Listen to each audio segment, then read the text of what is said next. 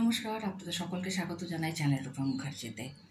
আমরা West Bengal school service কমিশনের SLST পরীক্ষার বাংলা প্রিপারেশন নিচ্ছি। আজকে আমাদের আলোচনার বিষয় শ্রীকৃষ্ণ কীর্তন কাব্য। আদিমধ্য বাংলা ভাষা নিদর্শন কোনটি? এটির আবিষ্কর্তাকে? কোথা থেকে কাব্যটি আবিষ্কৃত হয়? আদিম মধ্যযুগের বাংলা ভাষার নিদর্শন হলো শ্রীকৃষ্ণ কীর্তন কাব্য। গ্রন্থটি আবিষ্কার করেন পণ্ডিত বসন্ত রঞ্জন রায় বিদ্যুৎপল্লব। তিনি 1316 বঙ্গাব্দে, ইংরাজির 1909 খ্রিস্টাব্দে বাঁকুড়া জেলার বনবিষ্ণুপুরের কাকিল্লা গ্রামের দেবেন্দ্রনাথ মুখোপাধ্যায়ের গোয়ালঘরের মাচা থেকে শ্রীকৃষ্ণ কীর্তন কাব্যের পুঁথি আবিষ্কার করেন। শ্রীকৃষ্ণ কীর্তন কাব্যটির প্রকৃত নাম কী ছিল?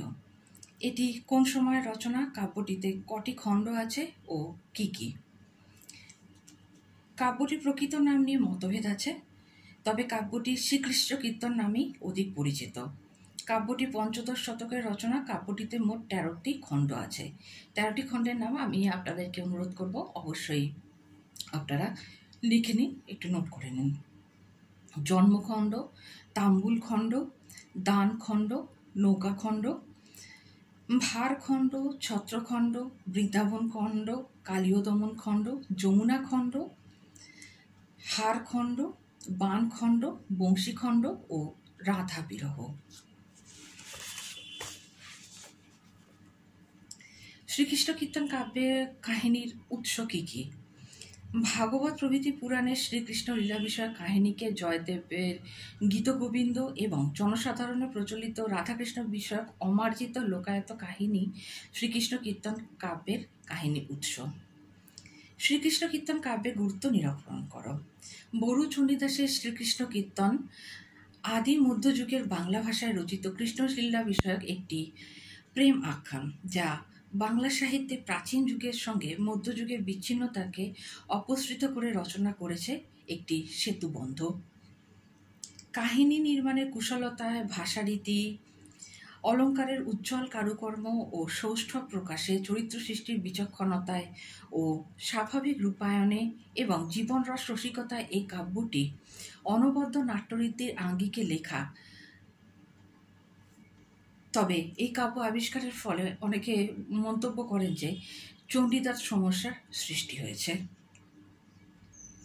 বাংলা সাহিত্যে কীর্তন কথাটি কোন রচনায় পাওয়া গিয়েছে? এর আবিষ্কর্তা কে? কত সালে কোন স্থান থেকে এটি আবিষ্কৃত হয়? এই প্রশ্নের উত্তর আমরা যদিও পূর্বে আলোচনা করেছি, তবু আর একবার আমরা আলোচনা করে নেব। বাংলা সাহিত্যে কীর্তন কথাটির প্রথম বড়ু চণ্ডীদাস রচিত শ্রীকৃষ্ণ কীর্তন কাব্যতে রচনা প্রসঙ্গে যুক্ত রয়েছে। এর আবিষ্কর্তা হলেন বসন্ত রঞ্জন রায়। 1909 খ্রিস্টাব্দে বাঁকুড়া জেলার বিষ্ণুপুরের অন্তর্গত কাকিল্লা গ্রামে দেবেন্দ্র কুমার মুখোপাধ্যায়ের গৃহের গোয়াল ঘরের মাচা থেকে এই কাব্যটিকে বা এই পুঁথিটিকে আবিষ্কার করা হয়। শ্রীকৃষ্ণ কীর্তনে মোট কটি রাগ রাগিনীর উল্লেখ আছে? শ্রীকৃষ্ণ কীর্তনে ব্যবহৃত 4টি রাগ রাগিনীর নাম উল্লেখ করুন। শ্রীকৃষ্ণ কীর্তনে সর্বমোট 32টি রাগ রাগিনীর উল্লেখ আছে। শ্রীকৃষ্ণ কীর্তনের 4টি উল্লেখযোগ্য রাগ রাগিনী হল ভৈরবী, গুর্জরী, কেদার এবং মালবশ্রী। তাহলে 4টি রাগ রাগিনী কি কি? ভৈরবী, গুর্জরী, কেদার এবং মালবশ্রী। কয়টি রাগ রাগিনী আছে? 32টি রাগ রাগিনীর উল্লেখ আছে এই কাব্যে। ধ্রুবপদ বলতে কোন পদকে বোঝায়? বাংলা সাহিত্যে প্রথম কোন রচনায় ধ্রুবপদ পাওয়া গেছে? একটি দৃষ্টান্ত দিয়ে বিষয়টি বুঝিয়ে দিন। ধ্রুবপদ বলতে গানের পুনরাবৃত্ত চরণকে বোঝায়। আদি মধ্যযুগে বাংলা সাহিত্যের প্রথম নিদর্শন বড়ু চণ্ডীদাস রচিত শ্রীকৃষ্ণ কীর্তন কাব্যে আমরা প্রথম এ জাতীয় ধ্রুবপদ লক্ষ্য করে থাকি। দৃষ্টান্ত হিসেবে শ্রীকৃষ্ণ কীর্তনের দান খণ্ডের অন্তর্গত একটি ধ্রুবপদ উল্লেখ করা যেতে পারে, যেমন আল রাধা অর্থাৎ ওগো রাধিকা। শ্রীকৃষ্ণ কীর্তন রচনাটির মধ্যে পূর্ববর্তী কোন কবির কোন রচনার প্রভাব পড়েছে উল্লেখ করুন। বড়ু চণ্ডীদাসের শ্রীকৃষ্ণ কীর্তন রচনাটির মধ্যে আমরা গৌড়বঙ্গের দ্বাদশ শতকের সংস্কৃত কবি জয়দেবের গীতগোবিন্দের বা গীত গোবিন্দম কাব্যের প্রত্যক্ষ প্রভাব লক্ষ্য করি। জয়দেবের গীতগোবিন্দ কাব্যের বিষয়বস্তু অর্থাৎ রাধাকৃষ্ণের প্রণয় গীতি যেমন এখানে লক্ষণীয়, অনুরূপভাবে নাট্যগীতি পাঞ্চালী ধর্মী আঙ্গিকও এখানে আমরা দেখে থাকি। পরের প্রশ্ন, শ্রীকীর্তনের ভাষাভঙ্গিতে কোন কোন আঞ্চলিক ভাষা স্থান পেয়েছে? দৃষ্টান্ত সহ তার একটি বৈশিষ্ট্য উল্লেখ করুন। ভাষাতাত্ত্বিক ডক্টর সুকুমার সেন মহাশয় জানিয়েছেন যে শ্রীকৃষ্ণ কীর্তনের ভাষাভঙ্গিতে বাঁকুড়া, মানভূম, ধলভূমের উপভাষার প্রাচীন রূপ স্থান পেয়েছে। দৃষ্টান্ত হিসাবে এই অঞ্চলের উপভাষার প্রধান বৈশিষ্ট্য রূপে নাসিক্য স্বরধ্বনির প্রাবল্যের কথা বলা যায়, যেমন রাধা বুইল অর্থাৎ রাধা বলল।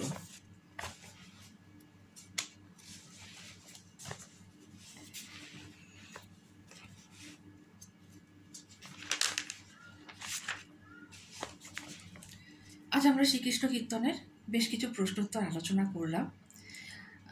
আজ ছিল শ্রীকৃষ্ণ কীর্তনের এই আলোচনার প্রথম পর্ব। আমরা আগামী দিনে শ্রীকৃষ্ণ কীর্তন বিষয়ক আরও বেশ কিছু প্রশ্নোত্তর আলোচনা করব। আজকে এই পর্যন্তই। আর আমি আপনাদের আরও একবার মনে করিয়ে দেবো যে আপনারা কমিউনিটি সেকশনের পোস্টে একটু নজর রাখবেন। আমি সেখানে কিন্তু সমস্ত রকম নোটসই সময় সময় আপলোড করতে থাকি। ভিডিওটি ভালো লাগলে অবশ্যই লাইক, শেয়ার, কমেন্টস করবেন, চ্যানেল সাবস্ক্রাইব করে পাশে থাকবেন। এই বিষয়ে আপনাদের কোনো প্রশ্ন থাকলে অবশ্যই কমেন্টস করতে পারেন। ধন্যবাদ, নমস্কার।